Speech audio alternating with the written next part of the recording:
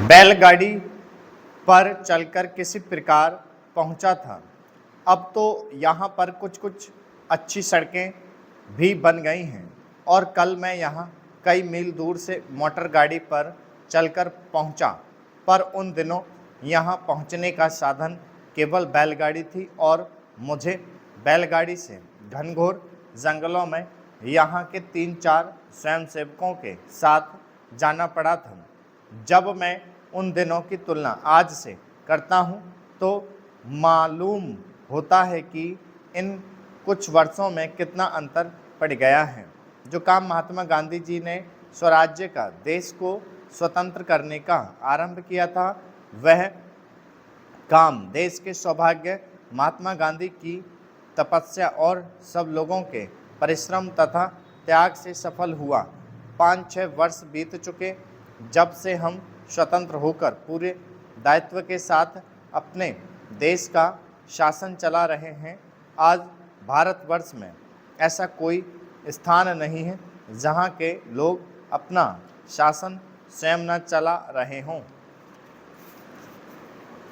महोदय, हमारा जो संविधान तैयार हुआ है उसमें भी इस बात का प्रयास किया गया है कि देश में लोकतंत्र पूरी तरह से लागू किया जाए और जनता को लोकतंत्र की सारी सुख सुविधा मिल सके।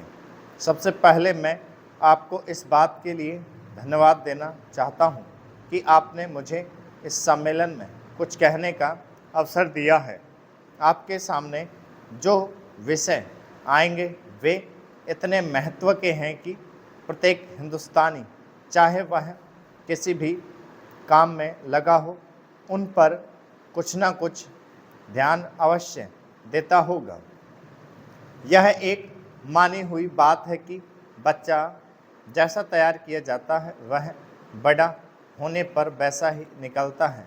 शिक्षा का काम यही है कि उसको अच्छी तरह से सुलझे तरीके पर तैयार करें और उसको इस योग्य बनाए कि उसे जिस किसी भी काम में लगाया जाए वह उस काम को कुशलता और सफलता के साथ पूरा कर सके। हमारे देश में जो शिक्षा पद्धति अभी तक जारी है वह नई नहीं है, बल्कि यदि मैं यह कहूँ कि वह 125 वर्ष पुरानी है तो गलत नहीं होगा। 125 वर्ष पहले जिस उद्देश्य को सामने रखकर यह शिक्षा पद्धति जारी की गई थी वह उद्देश्य अब नहीं रहा, पर शिक्षा पद्धति अब तक लगभग वही है।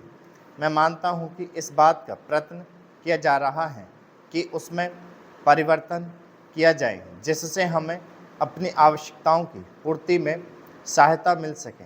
जहाँ तक मुझे मालूम है इस काम में अभी तक हम सफल नहीं हुए हैं। मैं तो शायद यह भी कह सकता हूँ कि उस शिक्षा पद्धति को बदलने में जो प्रयास किया जाना चाहिए था वह अभी तक नहीं किया गया है। इस देश में या सभी देशों में शिक्षा के 3 भाग होते हैं।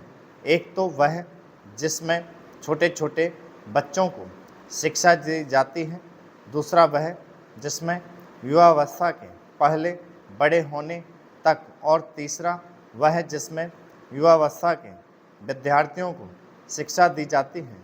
इन तीनों भागों की शिक्षा पद्धतियाँ अलग अलग हैं, परंतु वे एक दूसरे से मिलती जुलती होती हैं और एक से दूसरे में जाने में कोई कठिनाई नहीं होनी चाहिए।